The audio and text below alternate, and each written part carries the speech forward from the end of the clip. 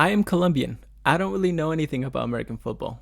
I've lived most of my life in the US, more than half, a lot more than half, but I yet still don't really know anything about American football. I have family members who like it and enjoy it and seem to understand it. I walk by the TV when they're watching it every once in a while, and I don't know what's going on. So today I'm going to change that. Every American citizen should know American football, and I'm at least going to try to get more familiar with the rules. So this is GG commentary, and let's see what a Colombian, a born Colombian, thinks about U.S. American football. American football. I don't know anything really much about it. I've seen people play it, and my thoughts about it is, man, there's a lot of stoppage happening, and that throws me off a lot. But that's not. I don't think that's the reason why I don't watch American football. For me, it's too close to the U.S. borders, from what I understand. And I've heard some talk that it might spread out a bit more, which that sounds better. For me, the biggest reason why I watch soccer is the World Cup, and that's what I want to see from any sport. I want to see the world competition of it. But I am curious and to learn more about American football. So I'm gonna watch this and get my reactions as a Colombian. In America today, football is by far the most popular sport. During the autumn months, it sweeps up the country's weekends, beginning with National Football League's Thursday Night Football, followed by high school's Friday Night Lights, continuing with Saturday collegiate football clashes, and ends with the NFL's Sunday slate of games and Monday Night Football. That's a lot of football. But I thought it was like 24/7. What, autumn? They don't play it. I'm pretty sure this isn't. They play football like year round, right? It's not just like a seasonal sport. With the help of TV deals, the coverage of the game is rampant in American homes, making it easier for people to watch their favorite teams or alumni duke it out on the gridiron. As the And this seems to be true about any sport. Soccer is the same way. You're gonna have more than 5,000 ways of watching it. sport rapidly grows internationally and here stateside, American football is cemented. Oh, that's interesting. Is cemented in the country's pop I was hearing rumors that like Germany was getting into it. And see that I would like to see more of that from from a lot more culture in the country's pop culture. Let's dive in to give you the 101 on the fundamentals of the game known as football. The game is played on a grass or turf field that is 120 yards long and 53.3 yards wide. The field is flanked by end zones that are 10 yards long where teams have the ability to score. The rest of the field is marked every 5 yards with lines and every yard with a hash mark. Behind each end zone are goalposts that are 10. Yeah, I would see that, and I remember when I was younger, I'm looking as like, what's up with these lines in this field layout? But then now it's like, oh, it's all measurement based, and that's how a lot of the game gets dictated. It's about covering ground. I'm curious about something. I want to see.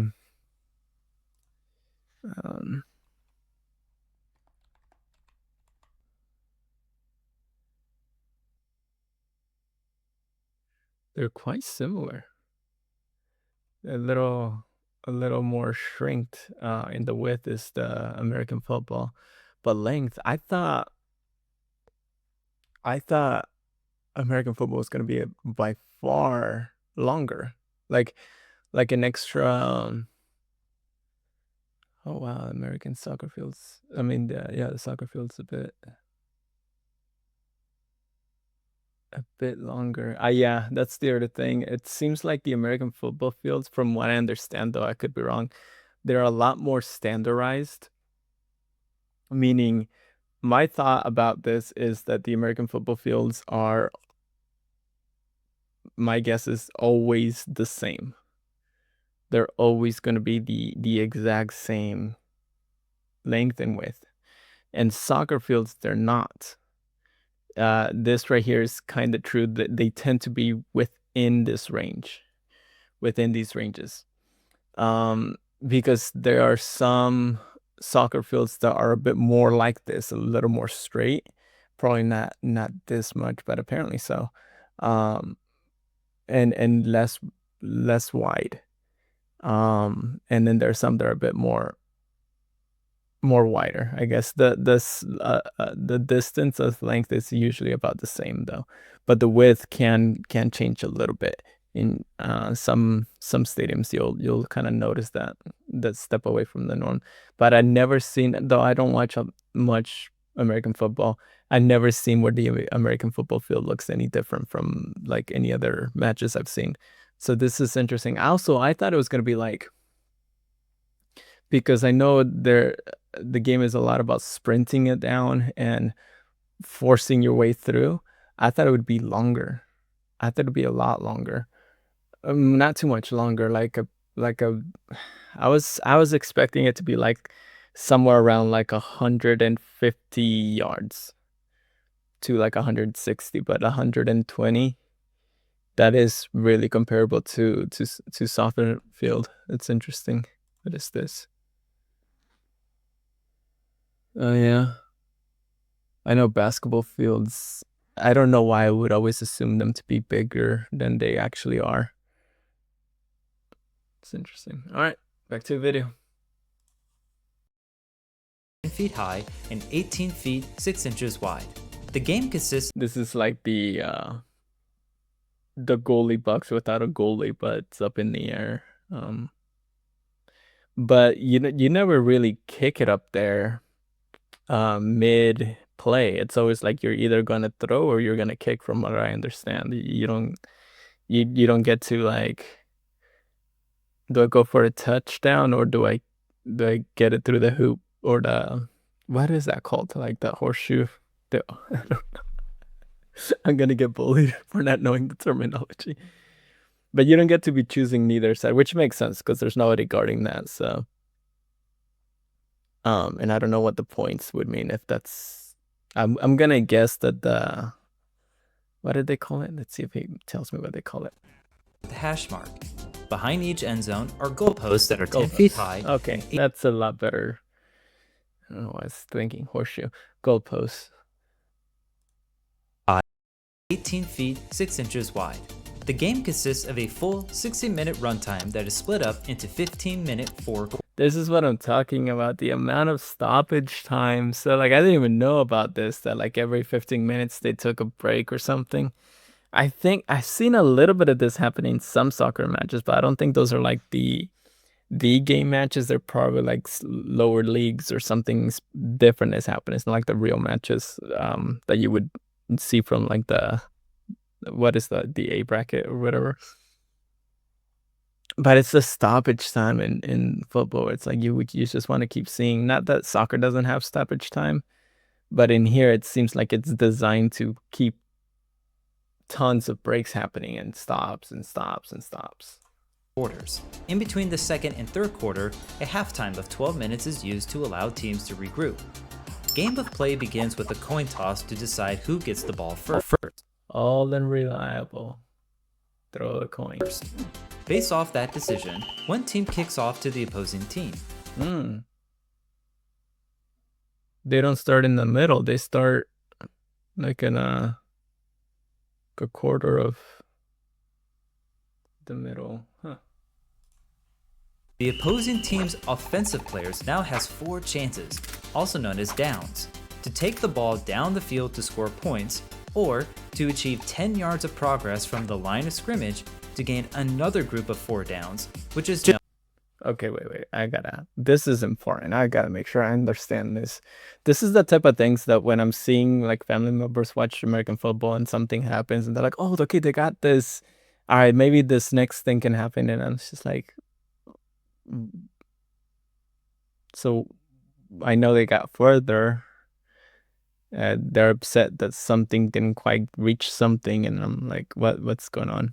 Players now has 4 chances, also known as downs, to take the ball down the field to score points, or to achieve 10 yards of progress from the line of scrimmage to gain another group of 4 downs, which is known as getting a first down.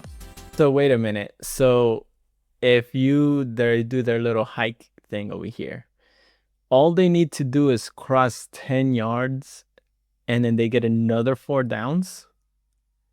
So they can just cheese cheese the like cheesing a boss from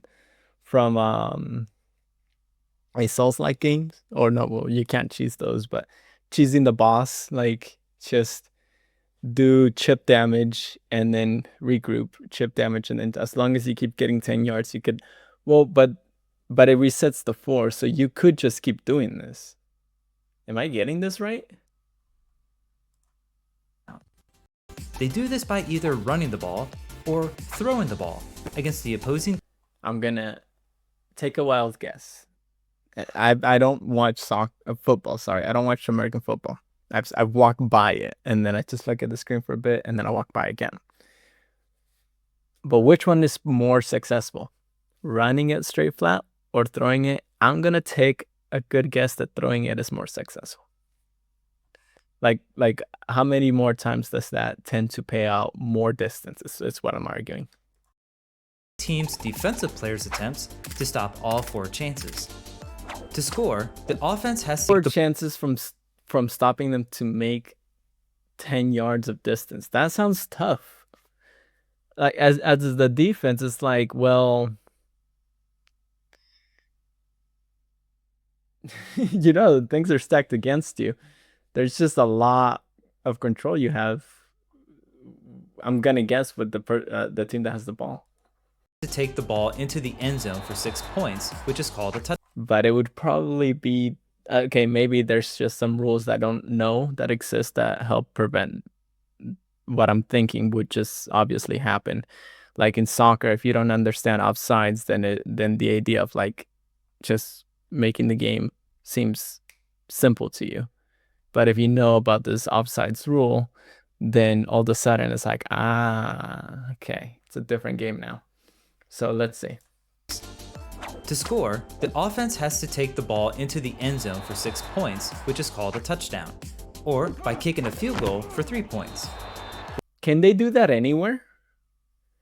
Are they always kicking it up close because that's just like the best reach they can get it? Or can they really try that from like really far away? Because you'd be surprised how far you can really kick. I'm gonna guess it's not gonna be different for this egg ball, but you're not necessarily trying to beat nobody to blocking it. You just gotta get it up high. What's cool is after scoring a touchdown, the offense has the option to go for an additional points by either kicking a field goal for an extra point or to take the ball into the end zone again for 2 points. From where? From what distance? Because if it's up close, then just try that. 2 points, If it's too far away, then why kick the field goal? But what if the defense is successful in halting the offense's progression to their 4th chance or 4th down? Good luck. From the way things seem, like good luck. The offense has the option to either punt the ball to change the possession to the other team's offense, or to go for it by either gaining a 1st down or to score points. Okay, I'm confused now. So wait a minute. So if the defense is good, successful in halting the offense's progression to their 4th chance, or somehow the offense still gets more options if the defense is good? The offense has the option to either punt the ball to change the possession to the other team's offense, or to go for it. So they have the option to kick the ball and give it away at far distance. This is after the 4 attempts and they didn't get 10 yards? Or this is like one of the attempts that you have to do within the 4 attempts? That's what I want to know. To go for it by either gaining a 1st down or to score points. What do they mean 1st down? Okay, so that would be 10 yards. What do you mean?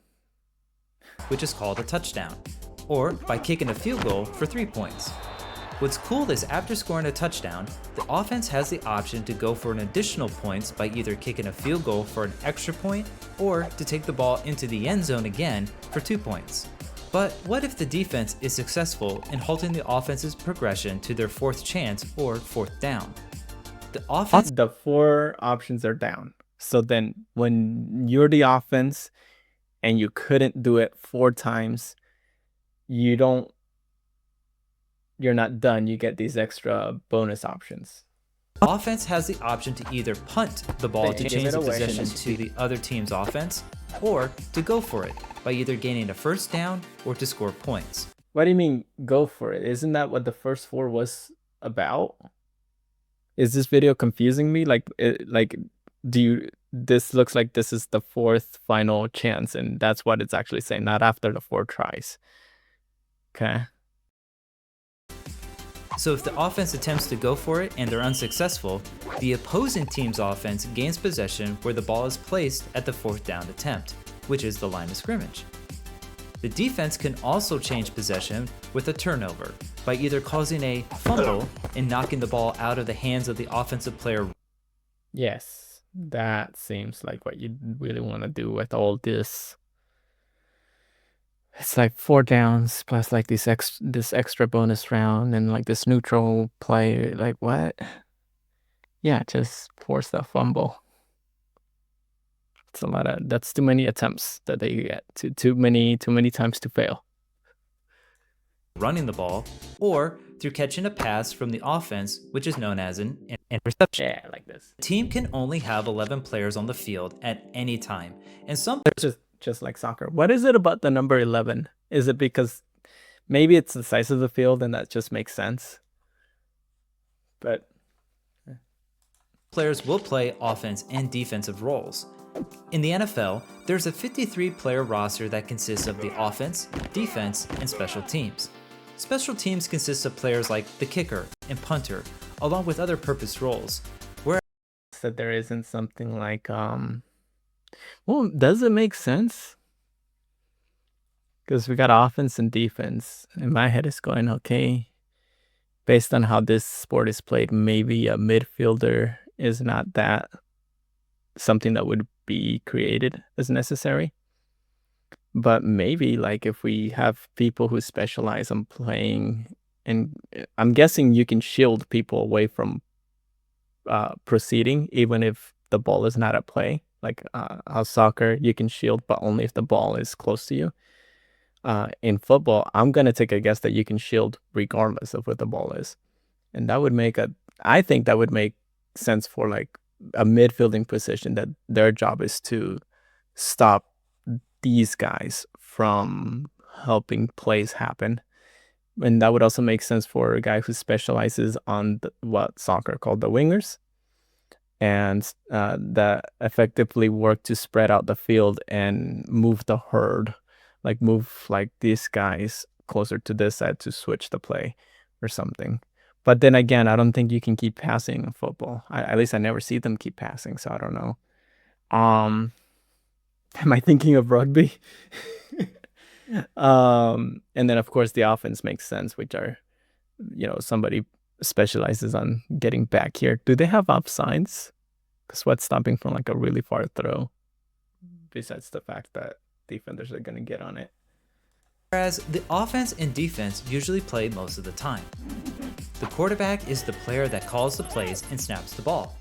Once the ball is in play, the quarterback can do one of 3 things. They can either A, hand off the ball to the team's running back, whose job it is to run the ball. I don't understand this. Why? Besides like maybe a little trickery here and there, which doesn't seem to be much of a problem to do now, because I'm guessing there's still some distance at this moment. This sounds like it's the very beginning of the play. Why just hand it off? Well, like if the plan is to run it, why don't you run it? Why do you need to pass it for them to run it? Is it a rule thing? Like I don't know. B, throw it to one of the wide receivers whose job is running. Wide receivers. Okay, so there is something similar to like a winger, because I was gonna say this looks like a winger's role. His job is routes downfield to catch the ball, or C, run it themselves. The quarterback won't be able to do any of these things without the offensive lineman in front of them. Their task is to block to catch the ball. And when they catch it, they keep running, correct? Like they don't just catch it and like, well, that's where you got it. It stops there. It's not like that. You can keep playing. That I'm pretty sure, yeah. I don't think I have any doubts about that. My thing is like when they catch it and they find themselves stuck, can they throw it again? I don't know that. themselves. The quarterback won't be able to do any of these things without the offensive linemen in front of them. Their task is to block for the quarterback to give them The pawns holding out the other pawns, creating that barrier. time to throw the ball or to create gaps at the line of scrimmage for the running back to run through. Who they're blocking are the defensive linemen, whose job is to rush the quarterback by tackling them as fast as they can, which is called a sack. Positioned behind the defensive Does lineman. that usually work? Is it usually when these two create the wall and these try to break through the wall, are they usually able to break the wall, or is it usually like they get stopped? Are the linebackers, who not only rushes the quarterback as well, but are also useful in tackling the running back. The cornerbacks are the players that guard. That makes sense. Yeah, these guys, first people you see, the first one you focus, the second people come in, hard to focus on them after you just focus on them. So these would be the ones to break through. And cover the wide receivers, but sometimes rushes the quarterback from the outside. If they do, then this. That seems cool. Okay, so there we go. Now we're starting to get some more decision making. Yeah, so if these guys are able to sprint back here, these guys' job is not really to stop them, it's to go hustle the mess back here. Unless he's gonna definitely throw, then maybe puppy guard them a bit. But they can come and help with the mess, or they can go and help stop these runs, is what I'm guessing is happening. To me, it seems like you got plenty of people attacking, trust them, and cover what they can't do, and cover the space up here. If they do, then the safeties will cover the wide receivers, but are typically the last line of defense. If the linemen, linebackers, and cornerbacks all rush the quarterback at once, this is known as a blitz. If that happens, and they put all of their attack on this, what would be the obvious answer? Somebody run and catch the ball. How successful is this play, the blitz? My instincts tell me it don't do that. But it's a thing. So again, why would this work? I'm not too sure. There's got to be a rule that helps this out. When infractions or penalties occur during play on either side of the ball, the consequence of the penalty is enforced. Since there are penalties, that's right. There's still fouls in this game. That doesn't make too much sense to me for the nature of this game. Like, there's no such thing as like fouls. No, there is, right? Like in fighting games, fighting sports, like boxing, or I never understood that either. You see, I don't really watch sports. Not a lot of them. I kind of hear the highlights and stuff, but I don't really know on where the ball is placed on the field from the original line of scrimmage, depending on the severity of the action. The original penalties can be a huge help or a crushing. A lot of these fouls and things really annoying half the time, because even I don't know soccer like to the letter, but there's a lot of times where like, oh, this happened and that wasn't a foul. But the exact same thing happens in some other match or later on or something, and then now it's a foul. And it has nothing to do with like where they were or anything like that. It was just like the exact same thing happened. So one made one a foul, one made the other one not a foul. And a lot of them, in my opinion, a lot of them is just fair, contest, fair body, and that is normal. So I don't know. From what I understand, it has to do with like intent, but that seems very gray area. Like, I don't like rules, I don't like sports where there's a gap of like human biased judgment And that's the part that I hate it in soccer, where it's like the referee just has to make some gut call based on whether he thought this was an aggressive tackle or standing tackle. And it's like, there needs to be more of a defined way to call. What, at least in that sense, from what I do know, is any attack coming from the back of the player, that one is a foul. You cannot attack from the back of the player. If you make an attack from the back of the player, you're not making contact with the player. It has to be the ball only. That one makes more sense. But there's some fouls that happen from the side where they get shoved by the side and they get knocked off. And most of the time that's fine. But sometimes, apparently, their intention was just to hurt the player. And in my head, isn't that still technically fighting for the ball? Because the idea is you can only shove them away from possession of the ball to get the ball. You can't shove them for the sake of shoving them. But I'm sure they're doing it so that they can lose the ball and get the ball. So I don't understand when it's like, oh, you're intentionally trying to hurt a player versus you're doing it to get possession of the ball. And yeah, I guess there is infractions and what I guess you would call the same mentality in American football. Maybe it's a little more defined and less like a call that some human needs to make in the spot. Where the ball is placed on the field from the original line of scrimmage, depending on the severity of the action. Penalties can be a huge help via the action. Penalties can be a huge help or a crushing blow to a team and can play an integral part in the outcome of a game. The referees throw flags. Is there faking fouls in American football? Because I think that's one of the things I hate about soccer is like there's an incentive to fake. Oh boy, what did I do? There's an incentive to fake. I'll be right back. Conservative choice. Okay, we're back. In soccer, there's an incentive to fake fouls, and to me, the problem is how aggressive those incentives are, and that's why they're doing it. To the point where some people are calling diving and flopping, they're calling it like the professional dive, where again, it's a clear foul if you get attacked from the back. So what some of these players do is they position themselves with the back of the player, force them, they at least have to beat the player and now put their back towards them and hope that they challenge their back and then they will throw a dive. And I don't like that type of play, but that happens. And I'm wondering, is there something similar happening even in American football? I hope not.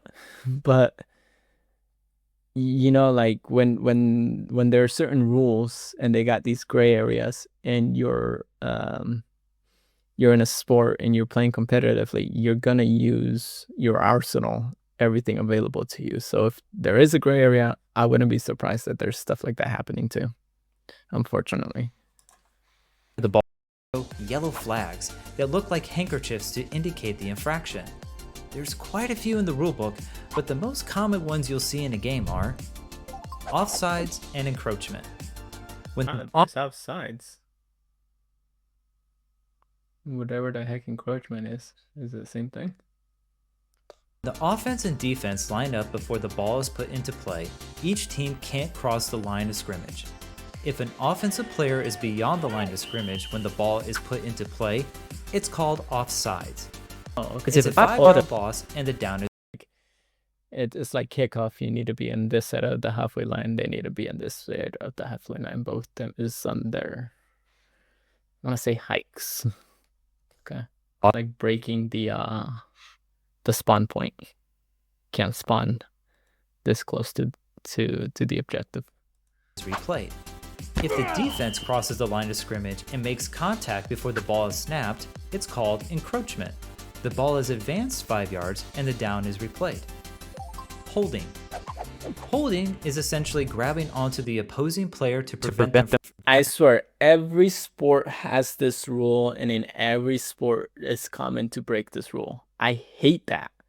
Either don't make it a rule or figure something out. I didn't even think that American football had this because it's so physical. Yeah, you're gonna throw that guy down. Why wouldn't you? Um, okay. From tackling, or who isn't the ball carrier. Both sides have differing consequences. Holding is essentially grabbing onto the opposing to prevent them from tackling, or who isn't the ball carrier. So you can do it so long they're not the person holding the ball, or so long you're not stopping them from going to tackle somebody. Okay, that makes a little more sense. Yes. Both sides have differing consequences. Holding on the offense would be a 10-yard loss and replay the down. Defensive holding is a 5-yard advance with an automatic for. I guess that this is one of the bigger infractions that keep happening. Not bigger like more detrimental, but like is you would see more often. It's this whole because now it's getting a little bit of like, oh, I did it before he went for a tackle, or I didn't really do it. I was kind of, and they're kind of pushing the rule a bit, or testing the waters on that. That's their First down. Delay of game. The delay of game penalty is for the offense only. After the ball is set for the next play, a play clock begins to count down in order to pick up the pace of the game. In the NFL, the 40-second play clock starts when the previous down have is that when there is outage time, when they're resetting and stuff. Like, hey, get the back in there and keep playing. Or is that what this is? complete. The offense has to put the ball into play before the play clock runs out or call. That's exactly what it is. Yes, this is too generous. Give him 20 seconds.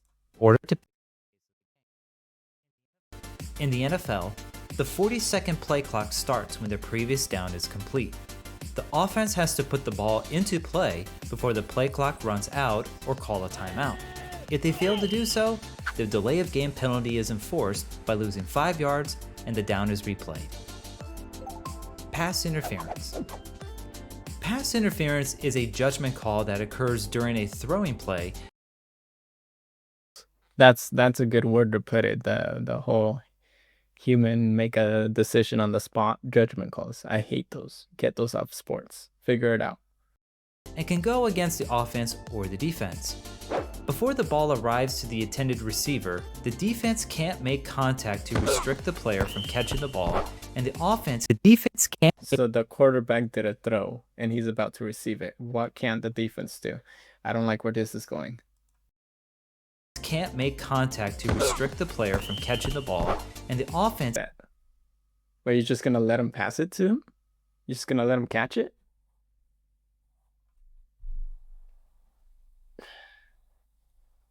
Is that normal? Can't shove the defense away to create space and catch the ball. Why? And my understanding is it's a very physical sport, and they just said, don't do it when it matters most. Why? Okay. Catching the ball. In the NFL, if defensive pass interference is called, the ball is placed at the spot of the foul, which is an automatic first down. Offensive pass interference is a 10-yard loss from the previous line of scrimmage, with the down being. It's not that bad. It's never that bad for the offense. I'm saying here, like if you're the offense, man, you got a lot of options here.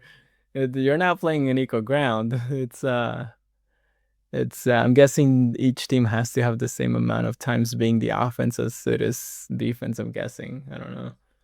Being replayed. False start. Another common one you'll see is false start.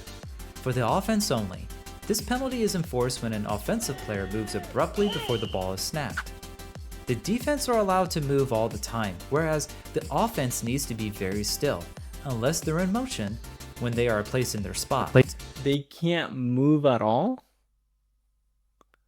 Why? what's the reason? What's the big idea? What's the problem? And then the Blues can.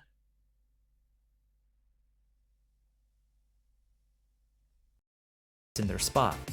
A pesky 5-yard loss and a replay of the down follows. But if two penalties happen at the same time, one on the offense and the other on the defense, these penalties become offset, and the down will be replayed with no consequence.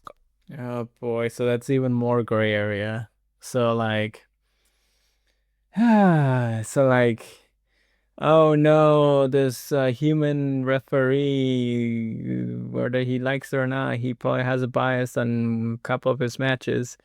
And oh boy, his slightly favorable team made an infraction, and there's arguments between the players that the other ones made an infraction. So he's gonna be like, all right, all right, all right, all right. Well, we'll just cut it out. I hate judgment calls. Kind of like a do-over. If two penalties happen on the same play from the same team, one of their 4 attempts. Man, being the offense clearly stacked.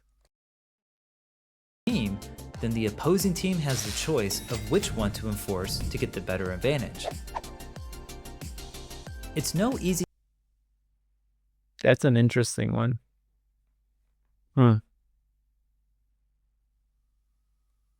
So if you make an infraction that would cost you 5 yards, but then somebody in your team also makes an infraction that would cost them 10 yards, they get to choose the 10-yard.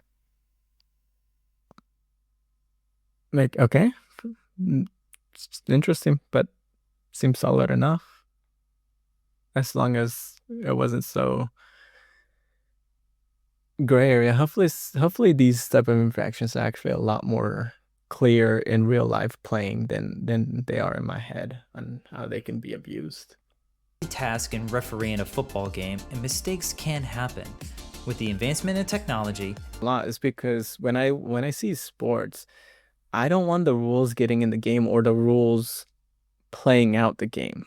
I want there to be rules and to be strict and adhered to, and so on and so forth. But I don't want it to be like, okay, well, the real way to win here is not by developing these players and getting really creative or anything.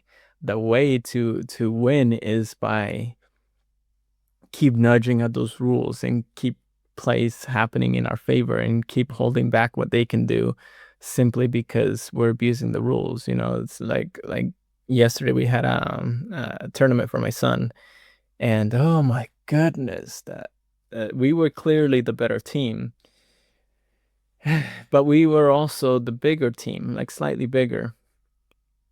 And human judgment comes to this ref, and every challenge our boys did was always blow the whistle.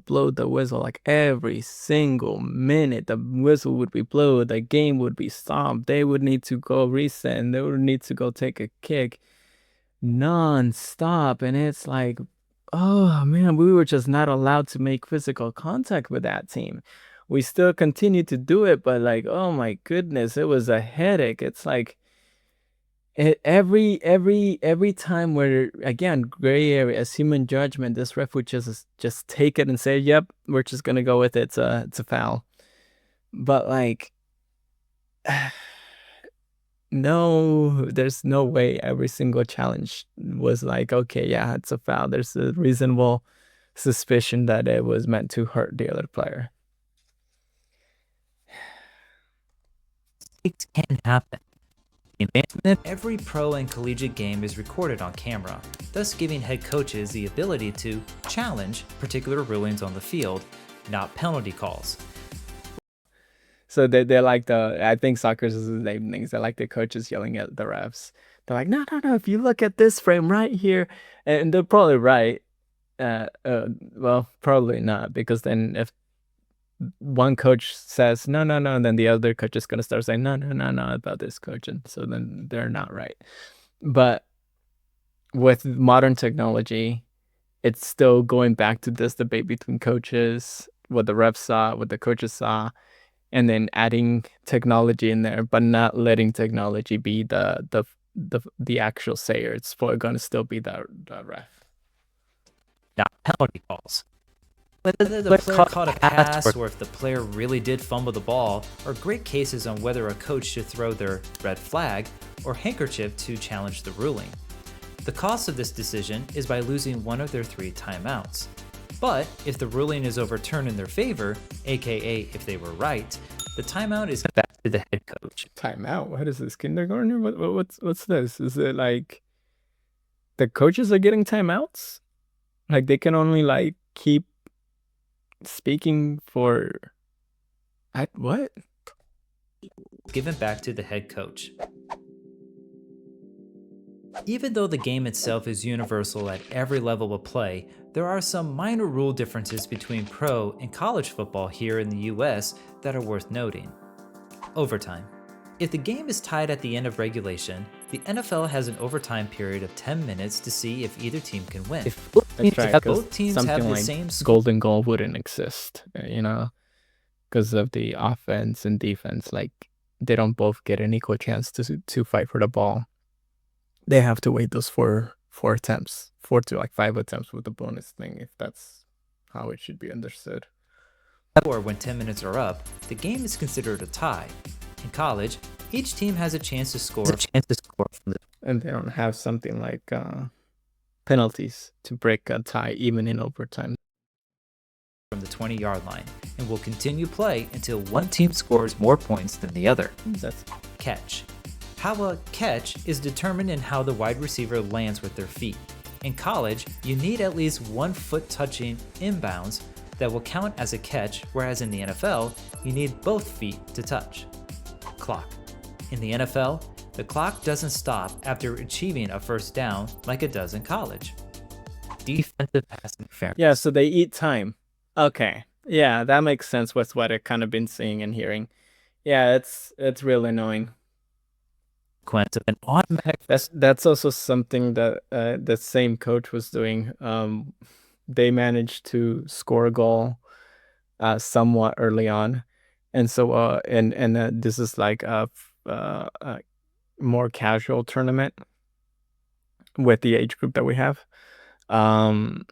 So we have unlimited subs, and what he was doing was constantly subbing players in and out, eating that time on those subs. And then what do you know? We equalize the goal, and he stops subbing so much. And then we score another goal ahead in that, and he's really not subbing very much at all. It's interesting. Automatic first down and the spot of the foul for defensive pass interference. In college, the spot of the foul is only enforced if it occurs less than 15 yards. If the penalty happened farther down the field, only a 15-yard advancement will be enforced. As summer turns into fall during the calendar year, it's hard not to notice the plethora of football teams being represented in American daily life. Tailgating in the stadium parking lots to fantasy football, the American sports tradition continues to permeate pop culture. This is a good thing. So I love sports for the athleticism, the creativity, and the competition amongst the world. That's the one that I really think this American football is missing. A lot of sports are too, but I like Olympics. I like the Olympics, and I love the World Cup. And hopefully one day American football can get there, along with all the other sports. Like, let's just see what the best each country has to produce and put them against each other. I like that. But the culture, and I also like that American football has a rich culture. That's something I really love about the World Cups as well. It's like the culture, each country at the same time is just going at their own cultural practices and stuff. And like in Colombia, the streets get flooded, and you just see like this the smoke powder of the flags that are playing, mainly the Colombian flag that's playing that day most likely. And then like criminals stop being criminals, policemen start being policemen. Not truly, but in general sense, like people all just kind of stop down their madness and focus up here for a bit. That's really interesting. In all 4 corners of the country. With TV deals continuing to climb and covering the sport, to families throwing the pigskin on a nice autumn breeze, The sport known as football won't be going away anytime soon. Anytime soon. No, hopefully not. Driving. I'm surprised they didn't talk about the halftime show. Like anytime there's like a game happening, which in the US it's like every single year they have their major game, right? It's not like in the World Cup it's every 4 years. You got one World Cup. Get your players ready to represent your country. You have to get them ready. Don't mess it up. You mess it up, who knows if those same stars are going to be able to play from years from now. So you have to get it right. And here it's every year, which isn't bad, but maybe like a little wider time could create some real big urgency and tension for this next one. But the thing, what was it going with this? I don't think at all. I actually wanted to talk about the halftime show. That's always like the thing I hear about. It's the halftime show, the halftime show, the halftime show, and then commercials. Part of the culture, which he didn't really spoke very much about, which I was kind of hoping to hear a little more background about that. All right, so this is what me reacting to American football. Of course, not really the game, just an understanding of the rules. And I wanted to actually watch some of the game and plays and some of the things that make this game special. Just like if I were to want somebody who doesn't know anything about soccer, well, why would I show them for them to understand what makes soccer get the title "The Beautiful Game"?